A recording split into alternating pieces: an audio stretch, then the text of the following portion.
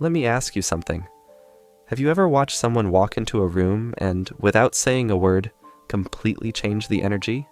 No grand entrance, no announcements, just their presence, commanding attention and respect instantly. In 1961, at a prestigious conference in Zurich, Carl Jung, then 85 years old and physically frail, entered a room filled with scholars debating fiercely. The room, previously buzzing with heated arguments, fell silent. Not because Jung was famous, though he certainly was, but because of something far more powerful, his capacity to fully inhabit his authentic self. One attendee later wrote, "He said nothing at first, yet everyone turned as if pulled by an invisible force.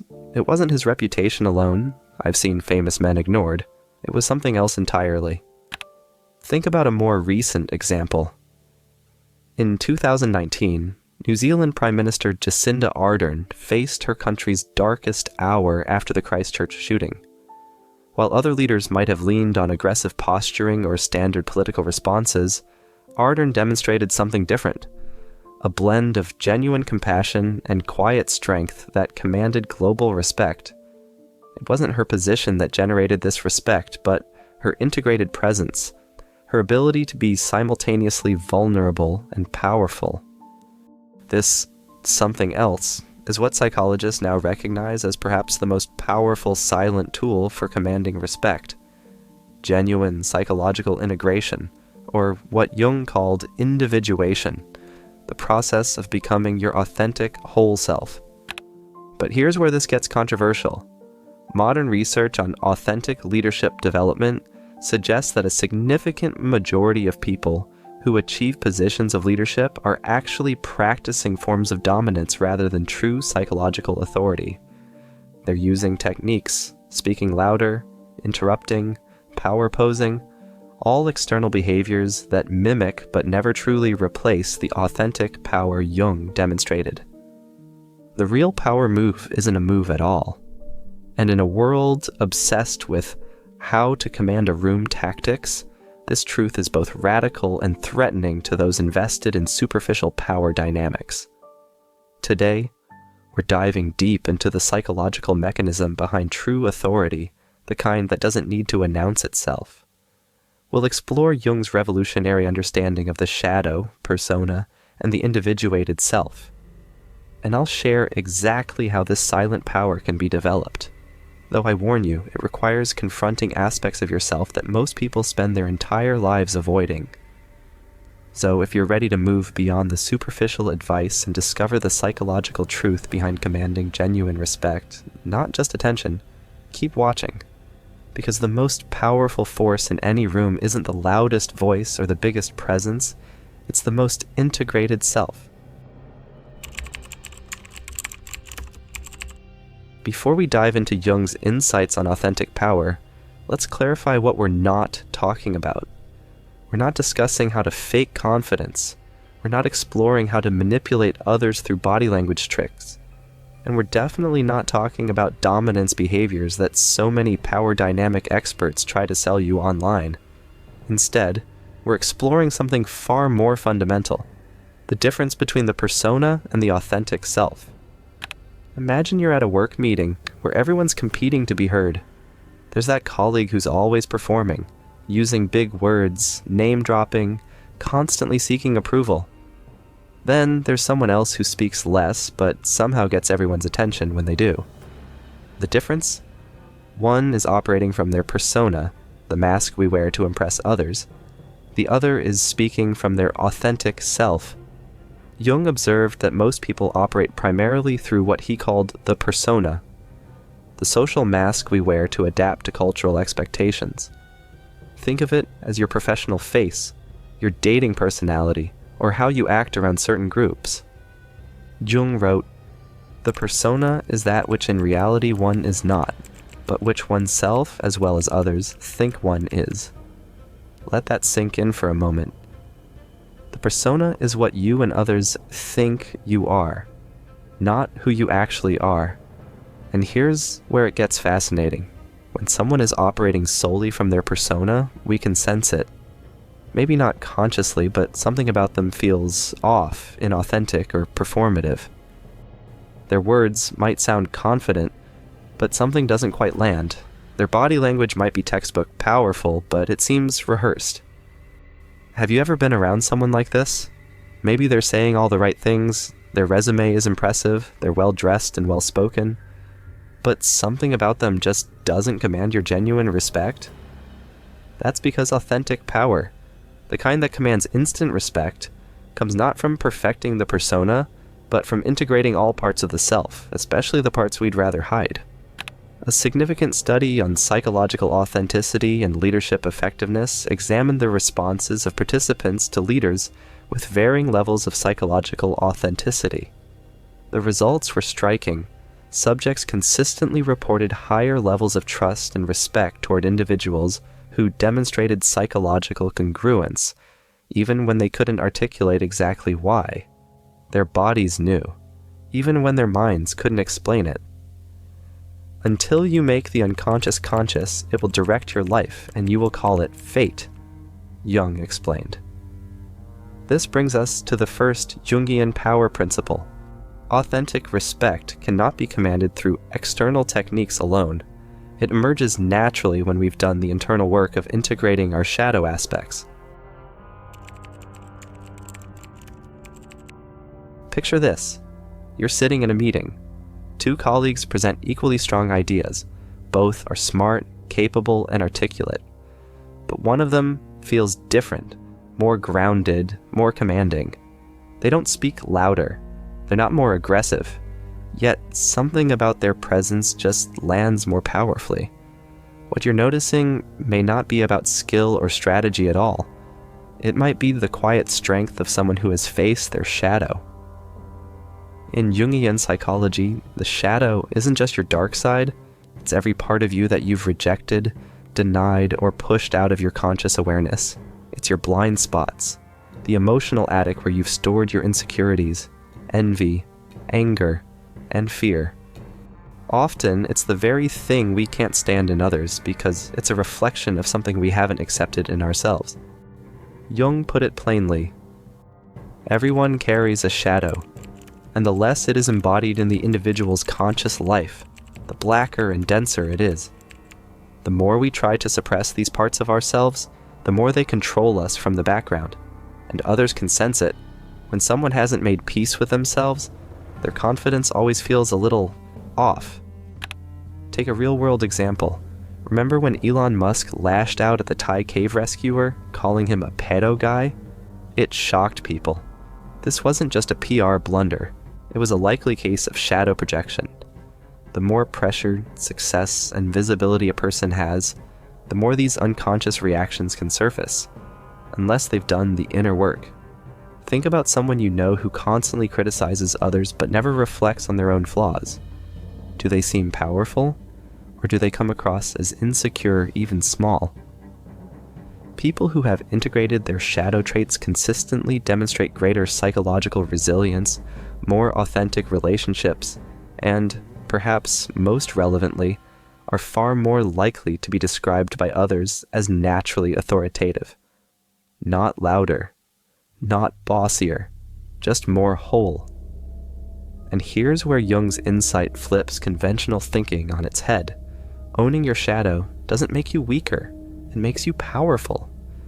When you can acknowledge your jealousy, your rage, your fear, your vanity, you stop being ruled by them. Instead, you reclaim the energy you once spent hiding or pretending. Look at Satya Nadella, the CEO of Microsoft.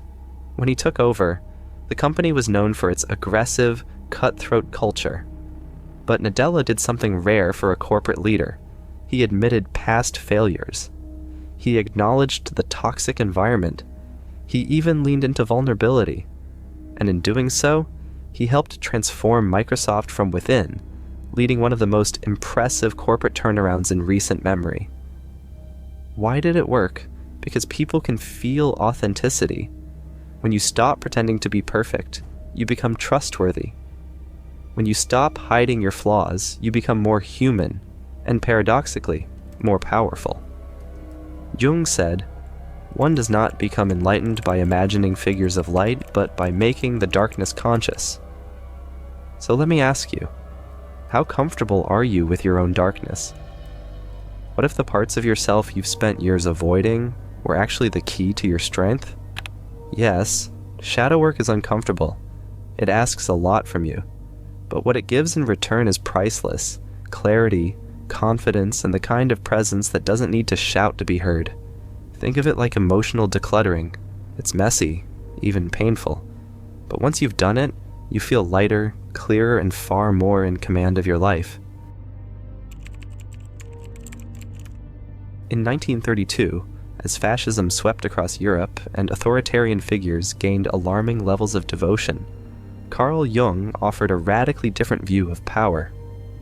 While the world fixated on control and domination, Jung reminded us, real authority doesn't come from outside, it comes from within. That inner authority, he believed, is cultivated through individuation, the lifelong journey of becoming your true integrated self, not the version of you shaped by other people's expectations, but the one forged through self-awareness, inner conflict, and personal truth. Jung once said, "The privilege of a lifetime is to become who you truly are." And while that quote sounds uplifting, the work behind it is anything but easy. Individuation means confronting the parts of yourself you've hidden, your flaws, your contradictions, the wounds you've tried to bury. It means learning to accept what you were once told to reject. Most people live fragmented lives, one version of themselves at work, another with friends, another at home. Vulnerability and strength are kept in separate boxes. Anger is repressed while kindness is performed. But individuation is about bringing all of these pieces together, so you're no longer acting in compartments, but living as one congruent, honest whole. And this inner wholeness doesn't just feel better, it actually changes how your brain works. Recent neuroscience shows that psychological integration creates greater connectivity between brain regions that are usually separate, like emotion and logic, or self-awareness and empathy. The brain becomes more integrated, just like Jung envisioned nearly a century earlier, and it shows. People who've done this work tend to move differently in the world. Their words and actions are congruent. There's no performance, just presence. They're comfortable with contradiction. They don't need everything to fit neatly into categories. And they no longer chase approval because their self-worth isn't outsourced. It's rooted. Think for a moment about the most quietly powerful person you've ever met. Someone who didn't need to dominate a room to leave an impression. Chances are they carried this kind of inner authority not because they were trying to be impressive, but because they were simply being themselves. But here's the part that often gets overlooked. Becoming who you truly are isn't always comfortable. Jung acknowledged that individuation can be a lonely path. It often means stepping away from the crowd, risking misunderstanding, and standing apart. He wrote, "The world will ask you who you are, and if you do not know, the world will tell you. So ask yourself honestly, are you willing to let go of fitting in just enough to discover something deeper? Because at some point, you have to choose. Do you want comfort, or do you want real authority?" Imagine this scenario. A brilliant young executive joins a struggling company. Her ideas are innovative, her analysis sharp. But despite her capabilities, she finds herself constantly undermined, her authority questioned, particularly by certain senior colleagues. On the surface, it looks like typical workplace politics, but Jung would identify something deeper: psychological projection. Jung observed, everything that irritates us about others can lead us to an understanding of ourselves. Projection occurs when we unconsciously place disowned aspects of ourselves onto others. We see in them what we refuse to acknowledge in ourselves. And here's where it directly connects to power dynamics. When we project onto others, we give away our power. Research on power and person perception by Fast and Titans shows that individuals in positions of power often unconsciously project their own insecurities onto team members, creating dysfunctional dynamics and significantly reducing team effectiveness. Teams with higher rates of psychological projection showed dramatically more power struggles and lower performance ratings than teams with healthier psychological environments. The conclusion is striking. Environments heavy with projection are environments where authentic authority struggles to function. But let me make this personal. Think about someone who somehow gets under your skin. Maybe a colleague who triggers you, a family member who pushes your buttons, or a public figure who you have an intense reaction to. What if, and this requires real honesty, what if your reaction says more about your unintegrated aspects than about them? Jung would suggest that your strongest emotional reactions are precisely where your shadow is being triggered. And until you reclaim those projections, you're giving away pieces of your authentic power. Jung wrote, "Your vision will become clear only when you can look into your own heart. Who looks outside, dreams. Who looks inside, awakes." The often uncomfortable truth is that the person who commands the most genuine respect in any room is often the one who has withdrawn their projections, who can see others clearly because they've done the work of seeing themselves clearly first. But withdrawing projections requires something that our culture often mistakes for weakness: vulnerability. Not performative vulnerability, not confessional social media posts or strategic sharing of relatable flaws, but genuine psychological nakedness with oneself. In 1959, just 2 years before his death, Jung gave what many consider his most revealing interview. When asked about the source of his considerable influence despite his rejection of conventional power tactics, Jung replied with characteristic depth, "I am not what happened to me. I am what I choose to become." This simple statement reveals the paradoxical heart of Jungian power. Authentic authority comes not from denying wounds, weaknesses, or failures, but from integrating them into a larger sense of self. Modern leadership research has finally caught up to what Jung understood decades ago. In Brené Brown's groundbreaking work, Dare to Lead, extensive research across organizations revealed that leaders rated highest in authentic influence shared one counterintuitive quality. They were more willing to disclose appropriate vulnerability and acknowledge personal limitations than their less effective counterparts. This is where true psychological authority emerges, not from pretending to be more than human, but from fully embracing your humanity while simultaneously transcending its limitations. How comfortable are you with appropriate vulnerability? Can you admit when you don't know something? Can you acknowledge a mistake without defensiveness? Can you stand in your truth even when your voice shakes? Because here's what Jung discovered. The person trying hardest to appear invulnerable is paradoxically revealing their deepest insecurity. And everyone can sense it. The silent power move that genuinely commands respect isn't a move at all. It's a state of being that emerges naturally when you've integrated enough of your fragmented self to stand in psychological wholeness. Jung believed in confronting what he called the void, that unsettling inner space where all our social masks and psychological defenses fall away. That 3 a.m. anxiety spiral when you question your career choices. That moment of imposter syndrome when you wonder if you're just faking your way through life. That burnout that leaves you asking, what's the point of all this? These are modern encounters with what Jung called the void, moments when your carefully constructed identity temporarily collapses. Most people run from this discomfort.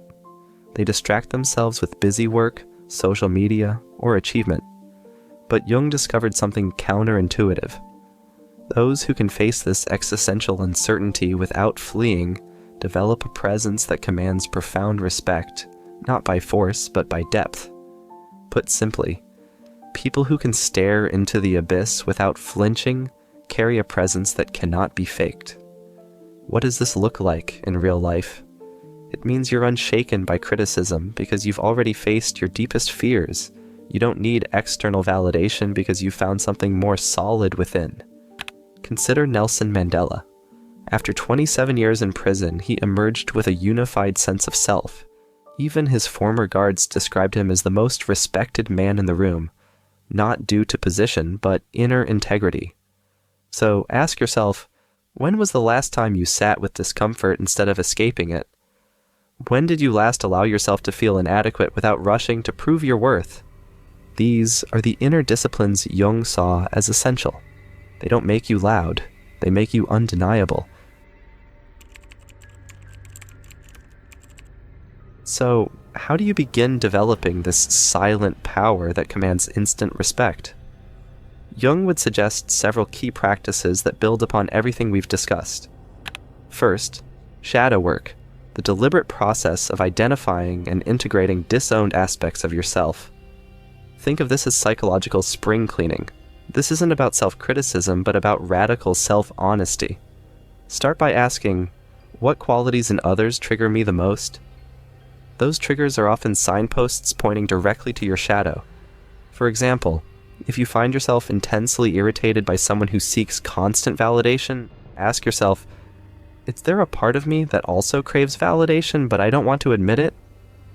By owning this quality in yourself, you reclaim power that was previously leaking into unconscious behavior. Second, projection withdrawal. The practice of catching yourself when you're projecting and consciously pulling those projections back. When you have an intense emotional reaction to someone, pause and ask, what might this reveal about me? This doesn't mean others don't have flaws. It means your specific reaction to those flaws contains valuable information about your own psychology. Let's make this concrete. Say you're having dinner with your family and your sibling says something that instantly triggers anger in you. Instead of reacting immediately, you pause and wonder, why am I so affected by this particular comment? Often you'll discover it's touched on an insecurity or unacknowledged truth about yourself. By recognizing this, you can respond from wholeness rather than reactivity. Third, authentic expression, speaking your truth without either aggression or apology.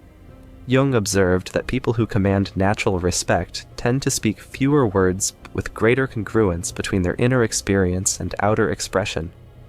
The research in the Harvard Business Review article, Connect Then Lead, makes it clear. Warmth and competence rooted in authenticity build trust far more effectively than dominant behaviors.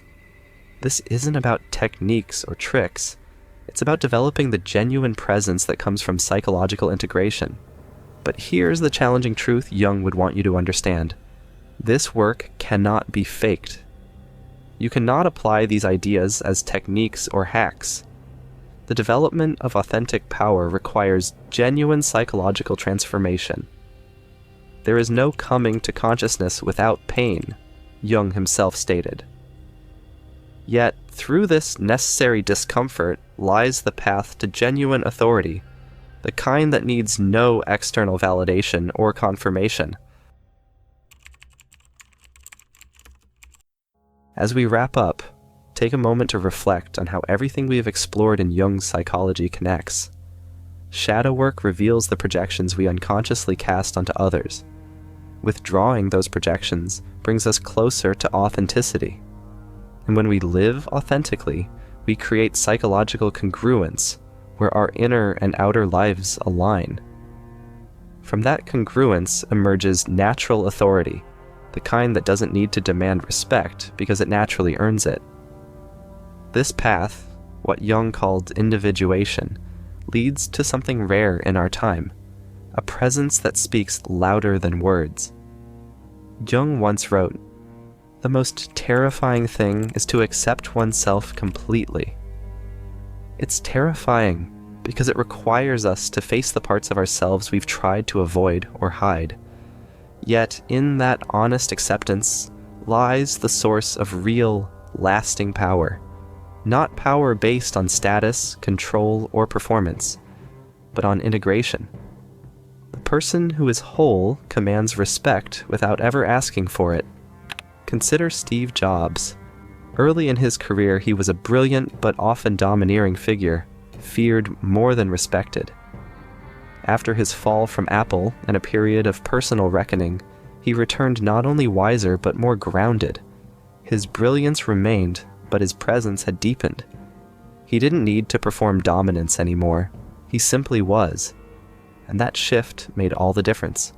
In a world addicted to image, speed, and surface-level validation, the person who has done the inner work stands out. They don't chase influence, they attract it. They don't fake confidence, they embody truth. And that embodiment, that silent power, is what people unconsciously crave and instinctively follow. So here's a small but powerful practice to try this week. Before any meaningful interaction, pause. Take 3 deep breaths. Then ask yourself, what would it look like to bring my whole self to this moment? Not just the polished parts, but the full, messy, integrated truth of who I am? You might be surprised by how others respond, not to a performance, but to presence. If this message resonated with you, don't keep it to yourself. Like the video to help it reach others who need it. Share it with someone you care about. Leave a comment and let me know where you are on this journey. And if you want more insights like this, real, deep, and transformative, make sure to subscribe. We're not here to play a role. We're here to become whole. Let's keep going, together.